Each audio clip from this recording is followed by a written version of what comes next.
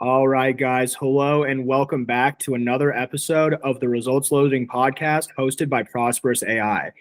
Of course, your host, Michael Atkin, and today we have the pleasure of hosting Matt Red, senior executive with a remarkable track record in scaling high-tech supply chains and optimizing business processes. With extensive experience across leading tech companies, Matthew has driven innovation and operational excellence in everything from manufacturing to global distribution. Beyond his professional achievements, he emphasizes the importance of aligning with company culture and loving what you do at the end of the day. Believing that success and fulfillment will naturally follow if you follow those steps. I'll let him tell us a little bit more about that. But Matt, welcome. We're really excited to have you on and dive into your journey and insights today. Awesome. Thanks for having me, and pleasure to be on your podcast. So a little bit about myself. I'm Matt Red, and I've been working in consumer technology for 25 plus years, and I'll walk you through the journey here in just a bit. A little bit about myself. Grew up in Texas, and a Horned Frog, so go TCU. TCU, yeah. I have throughout those who are going to be looking at this on video, I do have an eye condition called nystagmus, Nystagmus. It's a recessive X gene, so thanks, Mom. But my eyes will go like this, and my head will go like this. And so if you see me shaking my head no sometimes during the podcast, it is because my condition, and it is not me being a negative person, or don't take any visual cues off of that. It's also very interesting in interviews, and it's also very interesting if you get pulled over, because having this nystagmus is a sign of being very intoxicated. So that leads to some very adventurous times with police officers. I've had to walk the line a few times. No, I was going to say maybe on a different episode we dive into a few of those cop experiences. If we had a different theme here on the Results Loading podcast. Yeah, for sure. But that's a good time. But it's been interesting in my career. So it makes it challenging to see boards sometimes, but I've been able to power through it. So about my career. So I first 5 years out of college, I was employee number 3 in a market research company, and really fell in love with the entrepreneurial side of working at a really small company. And we built that company up for 25, 35 employees 5 years later. And I really found in managing market research during that particular time, I loved building things. I found like being a part of something and building part of something was really fun. And while I did love the market research aspect of that, in hindsight, looking back at it, what I really loved was building out the processes, building out the teams, building out the culture of the company and things like that. Didn't really recognize it at the time, but that's what I was getting my energy from. Had an opportunity to move to one of my clients, who was Nokia at the time, and spent 11 years at Nokia, and went into a role kind of accidentally after I got there. Ended up on the supply chain team. Had no supply chain background, but I knew I was good with numbers and processes. And that's where I really found my niche around just connecting supply chain processes, supply chain planning, demand supply balancing. And my role there for the first 5 years really flourished in terms of ultimately helping Nokia grow kind of around the early 2000s, when it was on its rapid growth scale, managing planning for North and South America. And that was a blast. That was a ton of fun, as being a part of another rapid high growth company. And was able to move in Nokia for the back half of my career, where I was developing processes and managing the planning processes globally at that point in time, where I was able to travel the world, experience multiple different cultures, different ways of looking at problems from different cultural views, built a very extensive global network, and was able to see the results of taking something, even Nokia early days, to hundreds of millions of phones a year. And then that was a blast. But at that point in time, kind of around 2010, they had become very big, and I had the itch to try something new and get back into the call it the scrappy world of building things. And that's where I made a pivotal career change, moved to the Bay, and joined Barnes & Noble as they were building out their Nook e-reader team. Spent 4 years there as head of planning, channel operations, where I really was good introduction into being very customer focused and servicing channels and partners, which is a big part of my brand now, of being very customer focused through the supply chain lens. And then since then, I've spent a little bit of time at PayPal running operations, like hardware to compete with Square. Some startups within Google, helped launch the Pixel phone. And then the last 6-7 years, had the opportunity to join Meta in their hardware group, again, as a team, a very small team individual, building out the processes, getting into that really scrappy, roll up your sleeves, and build out the teams and processes around that. So I've had 4, 5, 6 opportunities in my career to join early stage companies, sometimes as a team of one, or a very small team, and establish the culture, build the teams, process driven, and it's been a blast. Throughout that journey, we'll touch on some of those questions today. I've learned a lot about myself.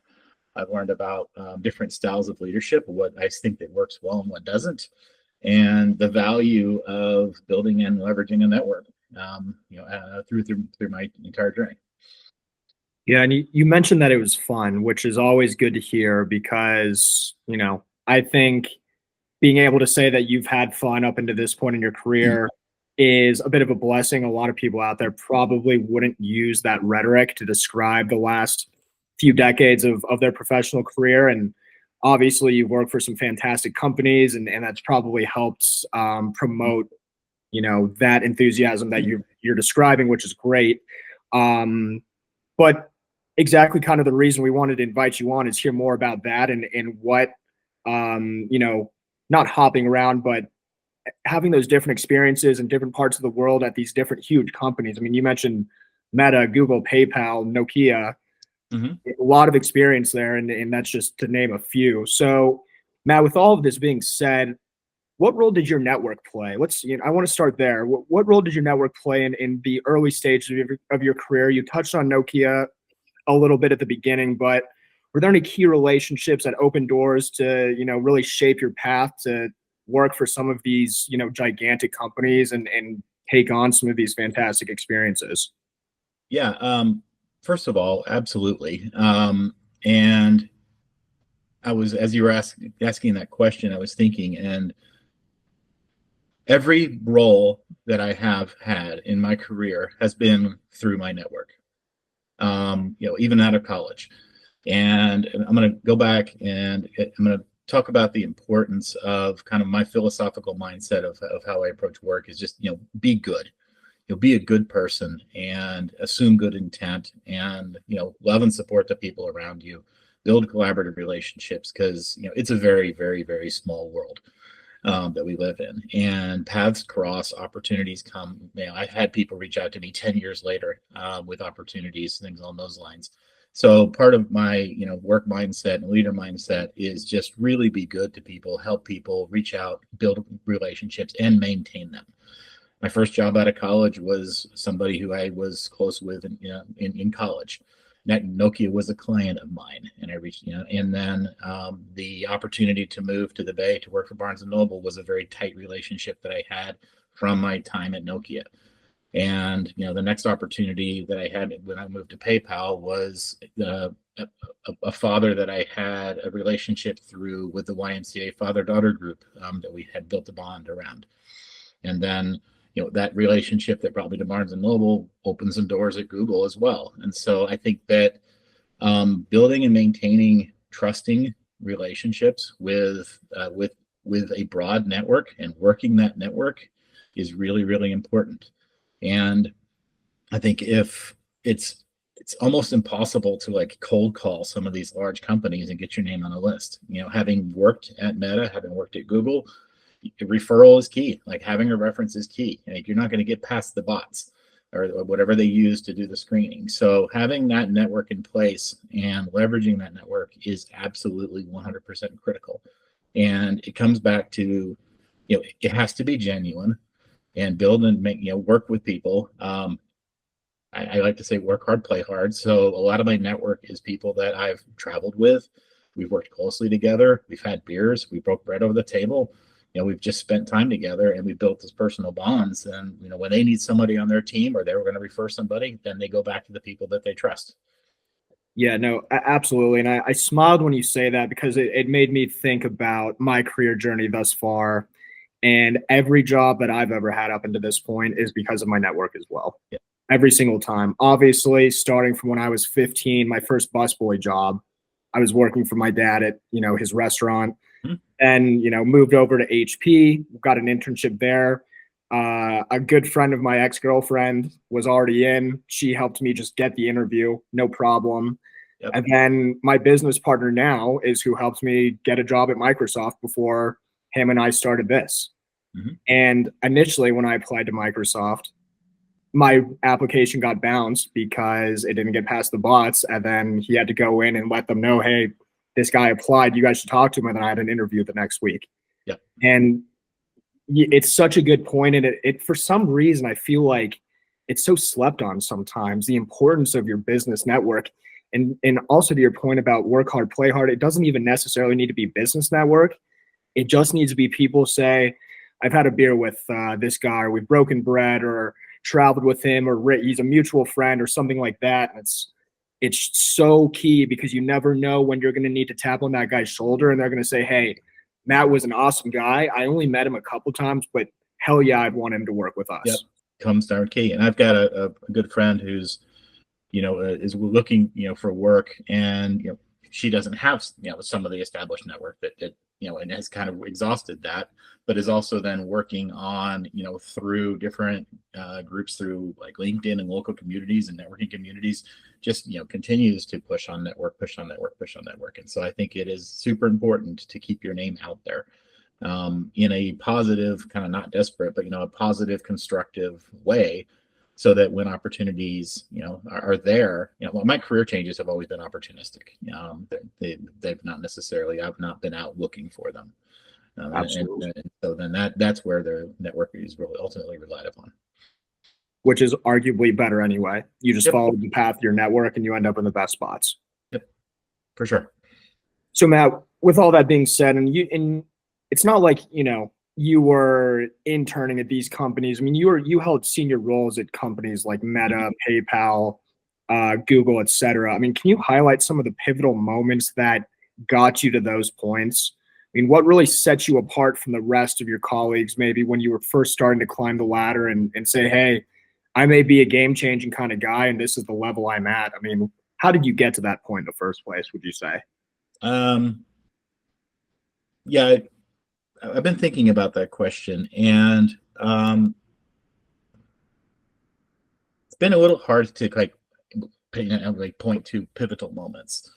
But I would say that, success in my early stages of my career, I've come up through the lens of supply chain planning, operations, fulfillment, logistics, things along those lines. I've always had a knack for the planning process, and I think getting an understanding. There's been a couple of moments in my career where aha moments where I was like, okay, I'm actually really good at that. I need to lean in on that. And so I think it's important to recognize your niche, like what makes you unique. And so what made me unique in the early stages is my ability to really get deep into numbers and understand super complex processes, but communicate that to the broader organization in a way that they can understand and collaborate. So if we want to get into deep Excel methodology and you're talking to the VP of sales, their face glosses over, but you need to be able to communicate through the lens of your audience. And so a lot of my career development, personal development is actually, if you go to I've done my strength finders. I'm going to see if I can put my notes here. A lot of my skills are around communication, positivity, woo, maximizer, ideation. So they're all based around influence, relationship, and strategy, not necessarily the technical competency of that particular role.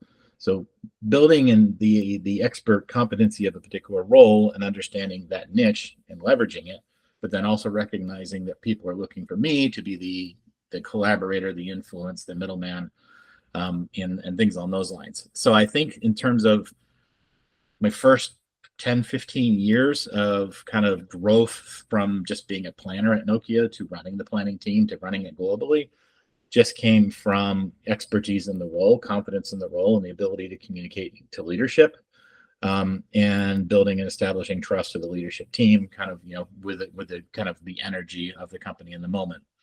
The next, I think, pivotal move was me recognizing that I needed to, the energy of a startup is what I needed to be a part of. And I could have been very comfortable at Nokia for a long period of time, and notwithstanding what happened with the company, but recognizing that it had reached a point where I wasn't getting my energy. So there's a Shine's career anchors, and like I'm pure challenge. I'm driven by pure challenge, and it took me a long time to recognize that like when the business is complacent, I'm not getting my energy from it. So I need to be like, I need to find the challenges and the opportunities. So getting my head around that I wasn't happy in a role when it was idling, gave me the courage and the risk to move my family from Texas to Silicon Valley, which is a bit of a shocker. Everyone was moving the other way in 2010.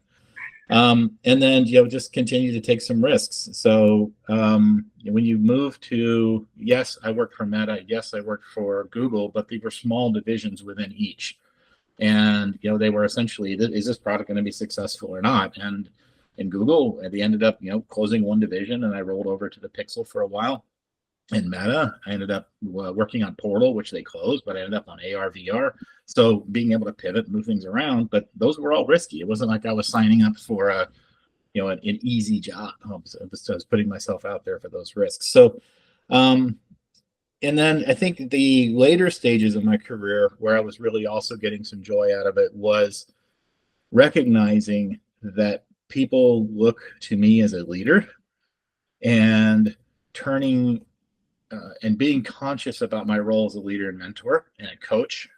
So I think in the last probably 5 to 7 years, I've moved from working hard and scrappy and like, oh, I'm lucky to be in this role and look at that and thing along those lines, to like I've earned where I'm at, and people are looking to me to be a leader and coach, and I've got a lot of my personal energy now from that coaching aspect and mentoring aspect and developing teams and developing others. So I've also like shifted my mindset more towards getting kind of my energy from seeing the growth and development of others.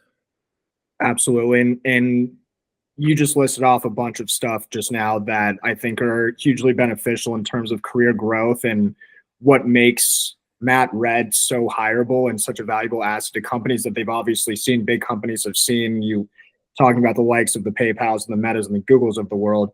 But you mentioned something specific that really stood out to me in terms of you were the guy who was willing to take the riskier jobs that weren't a shoo-in for success.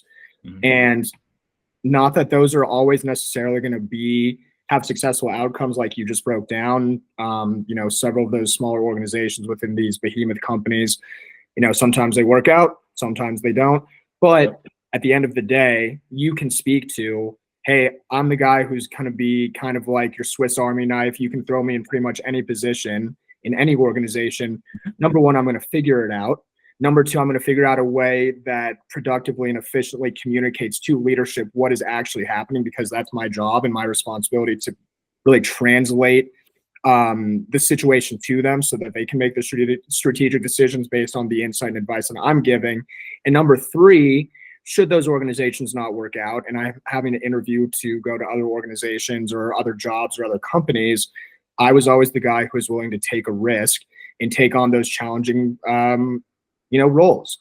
I had another guest on the podcast who pretty much told, not the exact same story, of course, but he's a guy who's always volunteering for the jobs that other people didn't want. And he knows 100 times more than all of his colleagues did when they all started in the same role 20 years ago. Yep. And that's really just how it goes. And that's the importance of having the flexibility and being the guy who's willing to, be agile. And if I don't know the answer, I'm going to go and learn and figure it out. Mm-hmm. And by the end of it, maybe 6 months or 2 or 3 years later, I'm a whole lot smarter than I was when I started. Yeah. I think one of the areas that I made a decision probably 20 years ago, for me was around, I wasn't chasing titles. I wasn't chasing a title. I wasn't chasing a specific dollar amount. I was focusing on what can I learn, what impact can I have, and the culture needs to be fun, and work needs to be fun. And I found that the combination of all of those, when they fit really well, my career took off. And instead of like, when am I going to get promoted? I don't really worry about when I'm going to get promoted. Like, let my work speak for itself. And being able to turn off that prescriptive career path to let my career path become its own thing. But in the meantime, let me be excellent with whatever I'm working at. It's worked out for me. Not everybody wouldn't necessarily have the same success that I had. Everyone's going to be on their own journey. But I found that when I focused on opportunities and teams and cultures that I loved and work that I loved, and work didn't become work, then I found that my career and my own personal satisfaction and my income, for that matter, was all positive. There's a book, 48 Days to the Work You Love, and I read that about 15, 20 years ago. And I made a commitment at that point in time that I'm going to work for a team, and I'm going to work in an industry, and I'm going to work for a company that I believe in and that I have a passion for. And I'm going to have a job where work isn't work. And if work ever becomes work for me, like just a grind, then that's my signal that it's time to move on. And that's your prerogative, and it's worked for you, and that's fantastic, right? And not to mention, it's major promotion of self-happiness, self-satisfaction. It goes obviously to the cliche telltale quote: if you love what you do, you never worked a day in your life, right? And you've really done a marvelous job of implementing that into your kind of principles, your work principles, if you will, and have been able to successfully apply that throughout your career while still also being successful. I remember during our pre-chat when you mentioned, I look at the culture, the company culture, and assess the people first, because I need to determine if it's going to be a place that my values and my principles are going to go hand in hand with what I'm going to be doing on the day to day. And then the money will come naturally. Yeah. Right. So I want to dive into that a little bit more, because that's something that you and I really harped on when we spoke a few weeks ago.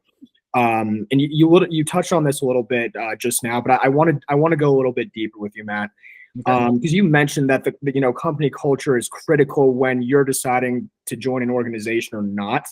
Can you elaborate on why this is so important to you, what you look for, and like really what is going to give you the green light or put up a barricade in terms of what you're looking for and what you see in those kinds of situations?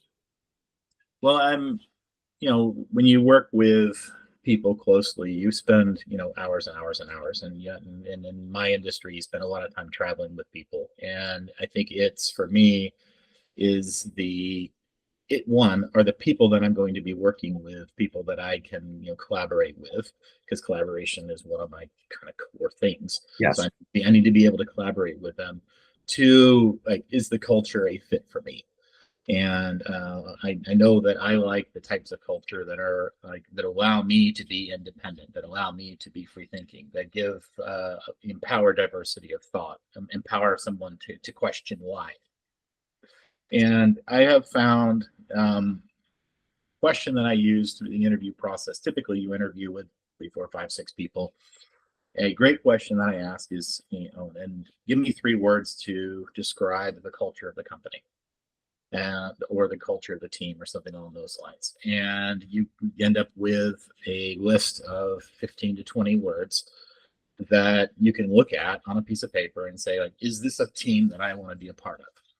And I'll give you an example. It's like when I was moving to the Bay, I had an opportunity. I had 2 job offers at the same time, and I'll leave company B's name off the table here.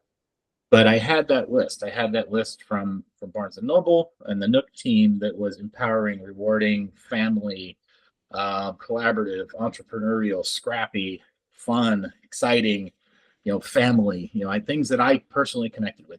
That may not be your list, but that was my list. And that was like, that felt like people that I could be welcomed in and be a part of. The other one was hierarchical, demanding, relentless. So, I mean, and those are some of the negative. There were some positive words too, but I didn't get, when I start hearing things like hierarchical or tops down, or and there's been one company, and I did that, where basically if you didn't work Saturdays, you weren't like, you were looked down upon. And so I was like, okay, well, there's clearly, I don't care what you pay me, I'm not going to be happy in that culture.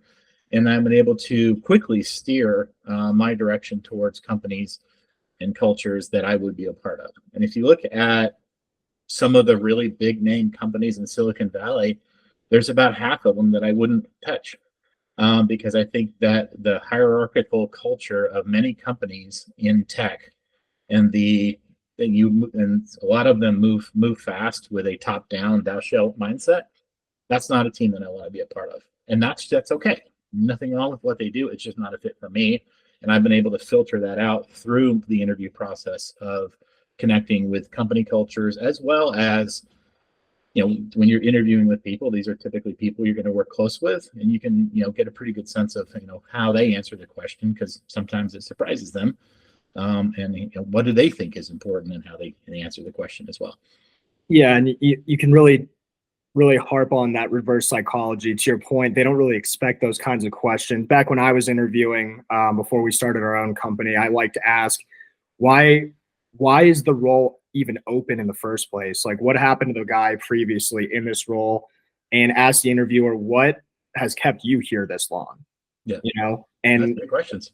I mean, well, and they, a lot of times I think interviewers or hiring manager used to the basics. What are the hours expected? What is the pay?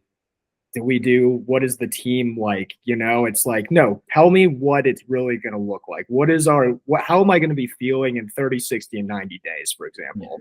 I was talking with an executive a couple of days ago, and I asked that question, and my follow-on question was, you have this, your company's vision is this.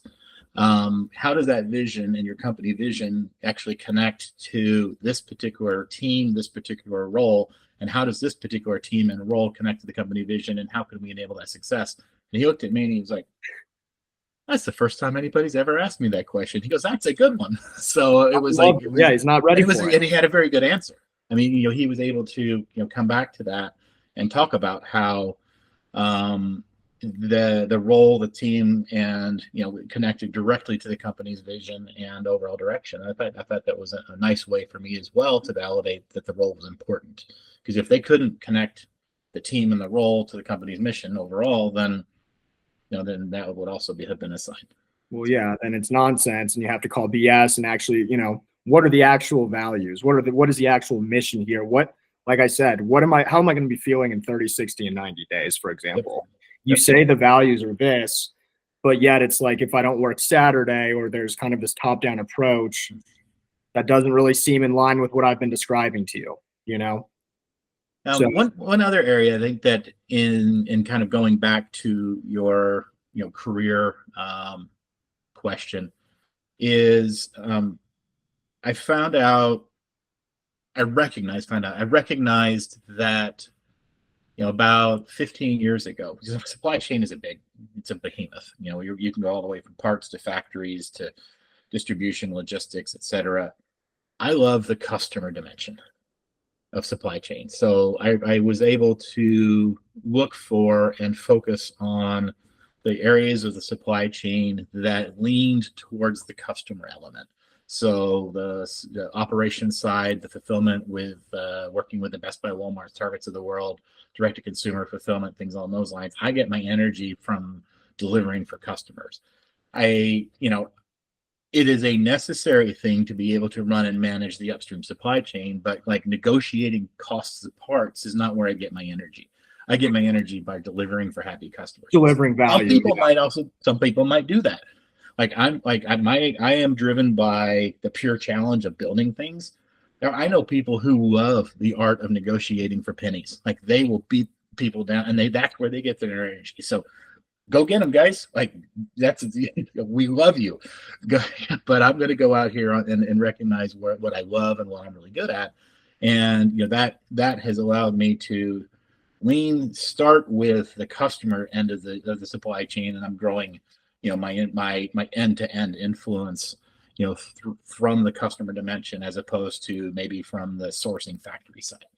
Sure. And that makes a lot of sense just based on what you've been describing the last, 20, 30 minutes.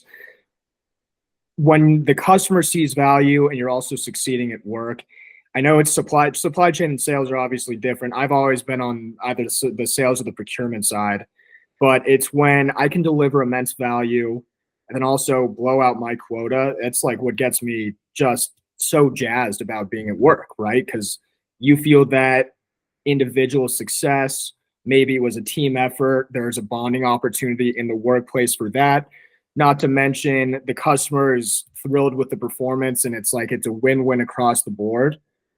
You know what? That's what it's kind of all about for me too. And I couldn't agree more with you. Some people they want to negotiate the pennies and like you said, just beat down until they're splitting pennies at that point or splitting cents on the dollar.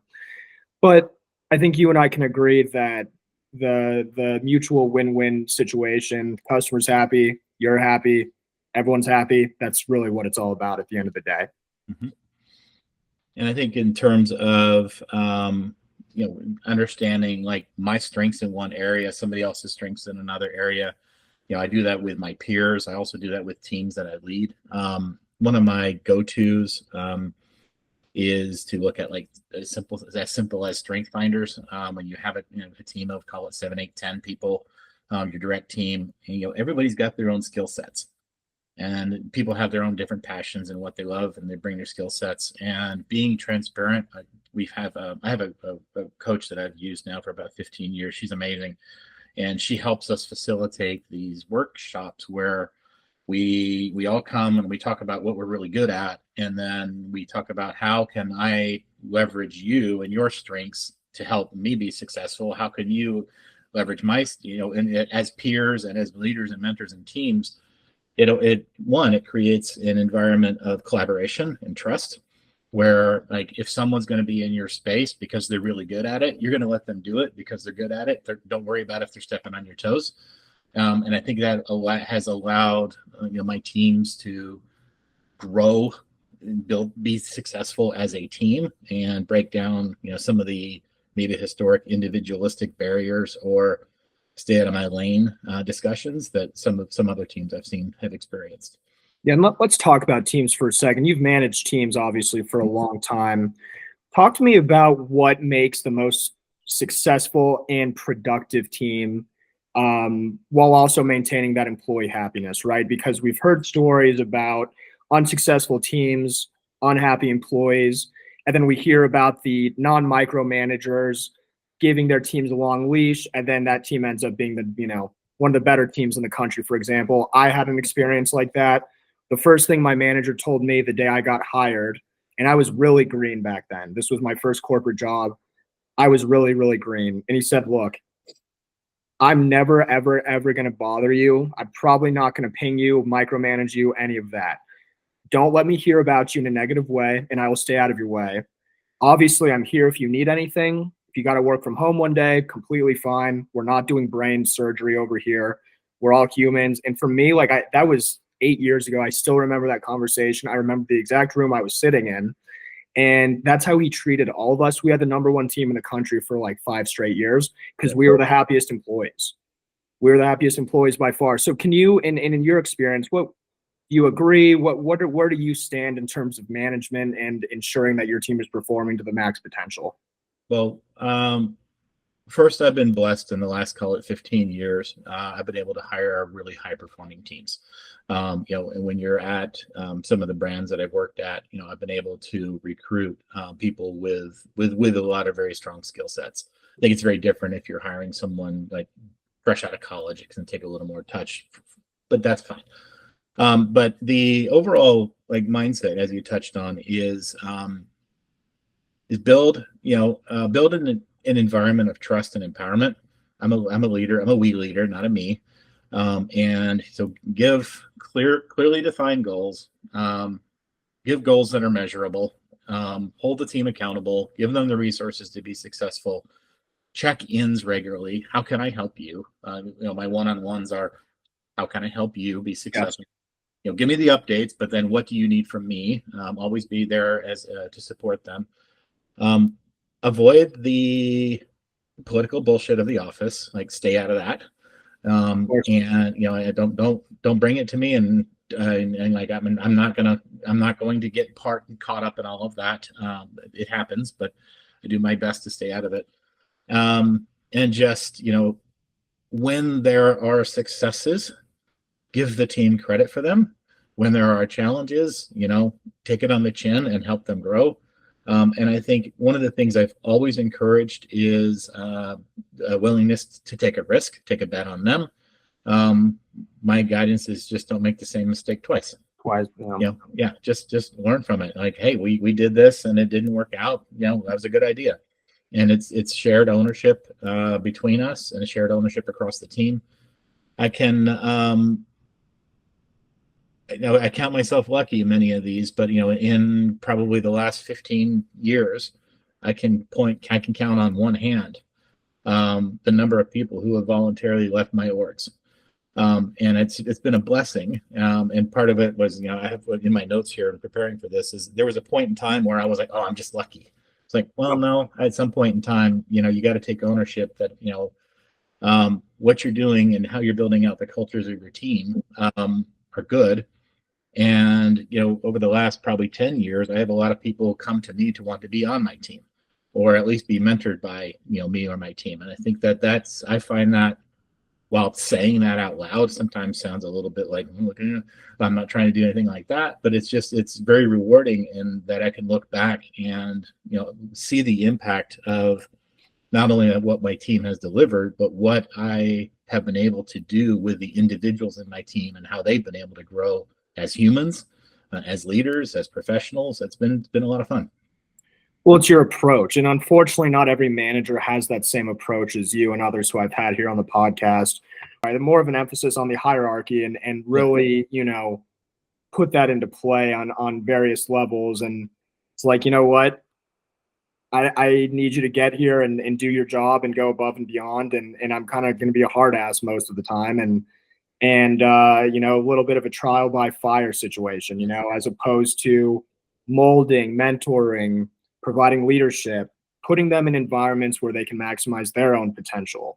I even had a guest a few weeks ago who said he helped one of his employees get into a different role because they together, through collaboration, were able to recognize that the role he was in at the time wasn't the best. It wasn't going to lead to the best possible outcome based on his skill set. Yep. They talked about it. They got him into a role that was more suited to his specific skills.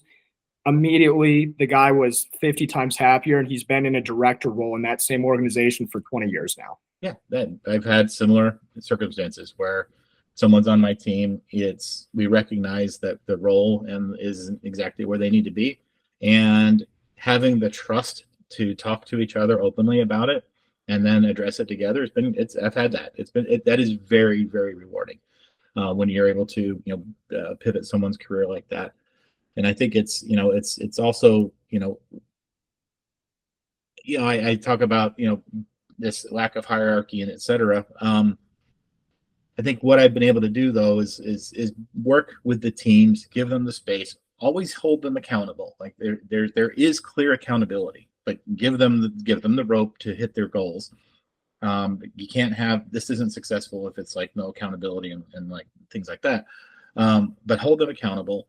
But then there are times and places when I have to go, this is what we're going to do, and this is what we're going to do now. And like, it's go time, guys. And you're going to do this, you're going to do this, you're going to do this.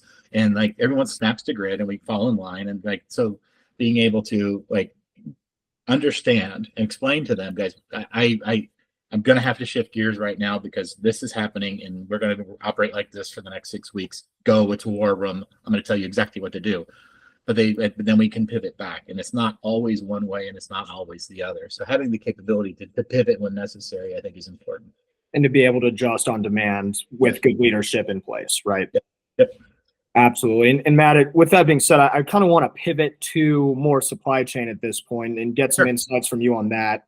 Um, can you discuss the importance of aligning supply chain strategy with overall business goals and how you've achieved this in past roles? Obviously, you've done it many times, but did having a strong network help you align across different BUs or teams? Or essentially, what I'm asking is, how are you making sure you're aligning the supply chain strategy with the overall business goal or organization that you're working with at the time? Well, I think through most of my career, I have been in charge of the S&OP process for the organizations or for the supply chain and or sales and or marketing, et cetera. So I've been in a pivotal role that connects the strategy to the supply chain, and that a good, well, robust S&OP has a 18 to 24 month horizon, and we're talking tactical supply chain things like ship this now, X, Y, and Z, but we're also talking strategy 12, 18, 24 months. And in those S&OP discussions, we have finance, we have sales, we have marketing, we have the supply chain folks, and so I have been able to recognize when and how to influence the supply chain strategy because the sales and marketing strategies might be changing. Or we've got this new product coming out and it's going to require more supply chain flexibility because of demand uncertainty. Or, hey, this product's coming out and it's going to have a significantly different lead time than the prior generation. Therefore, upstream on the sales and marketing, we need to have marketing windows locked 6 months out and not 3 months out because we don't have this production visibility. So in my role, I've been the hub that pulls these different strategies together and connects like, hey, this needs to influence over here, this needs to influence over here. And so I think that the role of an effective sales and operation planning leader is to be able to not only orchestrate the tactical, build this, ship this, but to be able to connect the impact of a changing strategy in one area to the impact of a changing strategy in another. Because there are many times where those would be happening independently, and the sales and operations leader is in the seat to do that probably most effectively in many organizations. And something you've obviously mastered over 2+ decades in the space, and it's really become an art form for you at this point, and understanding what the actual goals are and how to align them to what your day-to-day is versus what the business values are and what's required at that time, whether you're in Q1 or Q3, right? Yeah, and I think they're being able to shift between what are we shipping in the next 3 weeks to the an hour later having a conversation about like middle of next year's overall production capabilities. It's being able to really manage the details and the strategy. I find great energy in doing both. What about current trends in the supply chain management? I mean, nobody could probably speak to them as well as you could, but what are some of the most exciting trends you're seeing in supply chain management today? And how is that affecting the way that you're optimizing supply chain currently? I mean, it could be technology, it could be teams we discussed and who you're surrounding yourself with, but I'll give the floor to you, obviously. Like, where are we headed? What's most exciting about the industry right now? Well, I think that COVID opened up a lot of eyes, and that disruption is going to be here and it's going to stay for a while. And most people weren't prepared for disruption like it happened. And so there's a lot of themes around what is disruption and what do we prepare for, and then like what do you not prepare, because you can't prepare for everything. So that was really the theme probably 2 or 3 years ago, and I think we're all getting our head around scenario planning, business continuity planning, what ifs, being able to understand the risk of being a single site versus co-located, the risks of having everything in China versus country diversification, the risks of saw it with Brexit, things along those lines. So there's some pretty big disruptions that have happened over the last decade. Well, even only like last week when there was the Port Authority strike, and it was only to the tune of $5 billion per day. I mean, I don't even know how you're playing for that. So stuff like that's going to happen. So getting our head around disruption, but the one that I'm really the most excited about is how AI is going to impact supply chain.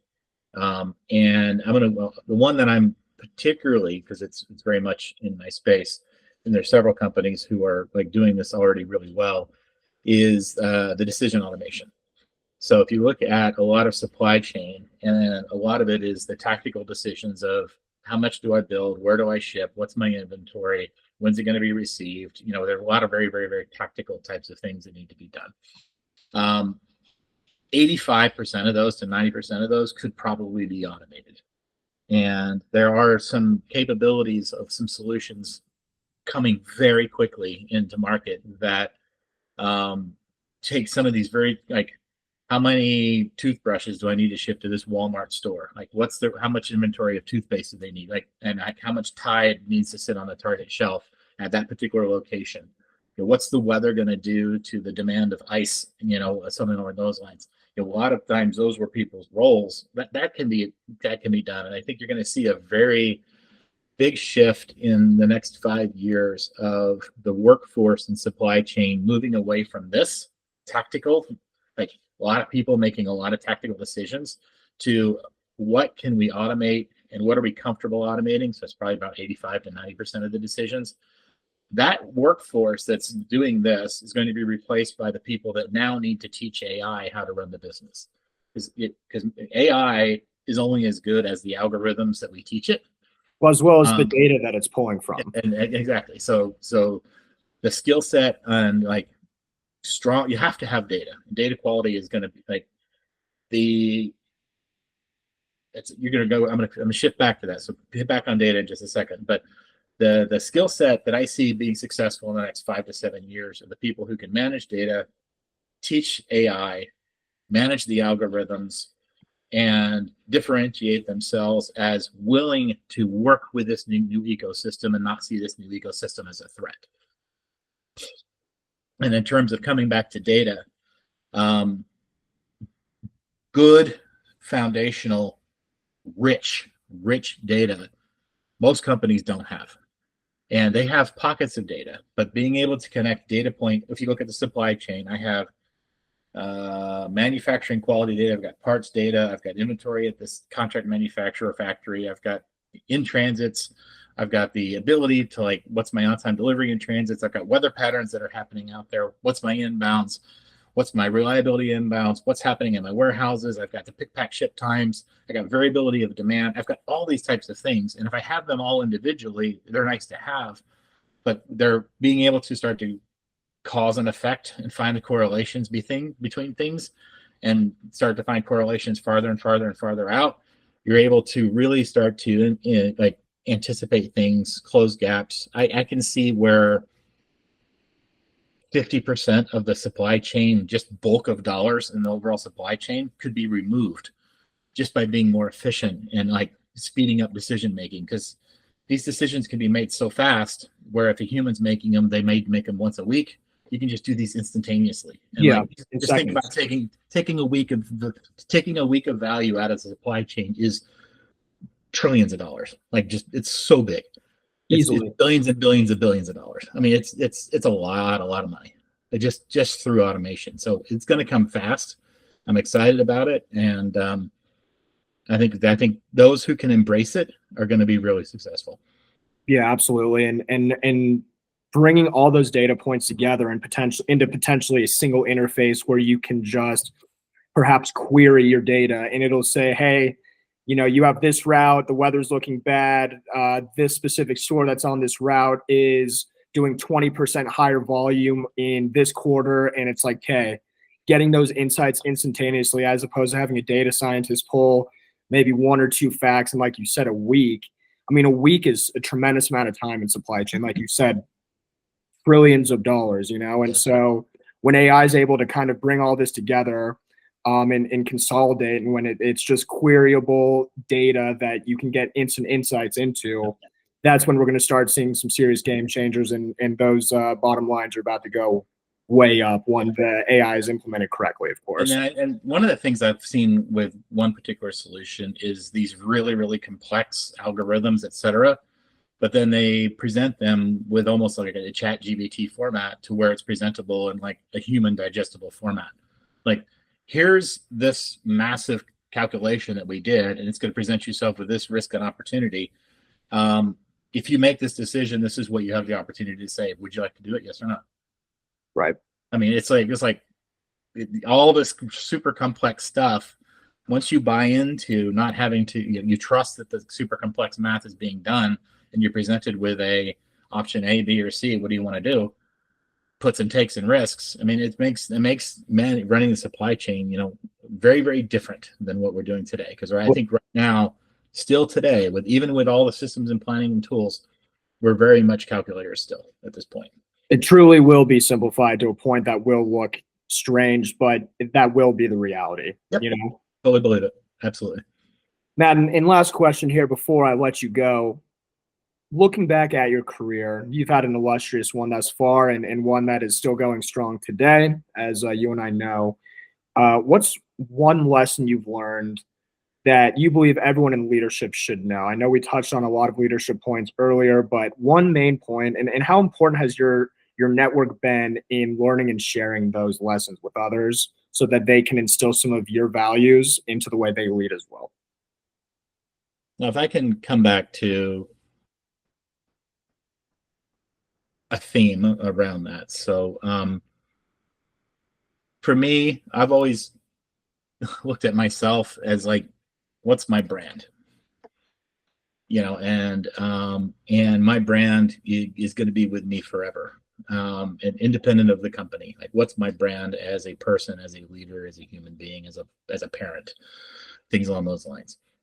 And I carry that brand consistently from work to home to friendships and things along those lines. And for me, it leads with like, be good, be helpful. Going back to one of the early values of Nokia that I loved was be human, and be genuine, be trustworthy. And when I lead with that through my life, the relationships that I build and the network that I build are genuine, and then trusting. And they're not fake work relationships. They're genuine work relationships because they're built upon genuine trust.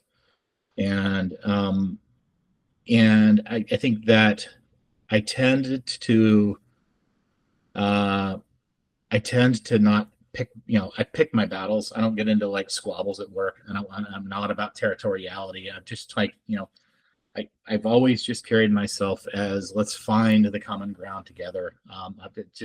And that to me has allowed me in my career and in my life to build relationships that last decades. That's where it all started. You kind of went full circle there, and those relationships are what got you started, and here you go now. And there you go. Yeah, those relationships got you here, and how you got started. Yeah, and it's a beautiful thing when you're able to leverage your network correctly, and in doing so, being a good person. It's not that hard. There's a lot of talk about being a good person, especially these days with a lot of bad things going on in the world. And so I couldn't agree with you more on that. And obviously it's worked out for you, and there's no reason it can't work for many others as well. So thank you for sharing that. Absolutely. Yeah. And Matt, with that, thank you so much for being on the Results Loading podcast. I thought that was just a fantastic conversation. Really appreciate your insights, your willingness to share your experiences, what's worked well for you. And I think some of the values and principles you brought up are applicable to a lot of people out there today that they can go and apply to their lives and their approach to not just their career, but how they conduct themselves at work and outside of work, as well as how they mentor and lead others. So a ton of value in this one. I had no doubt we were going to get there, and just based on your resume and what you've accomplished. So really appreciate your willingness to share that with us today. And good luck to you, and thanks so much for being on the pod today. Absolutely. Thank you for having me.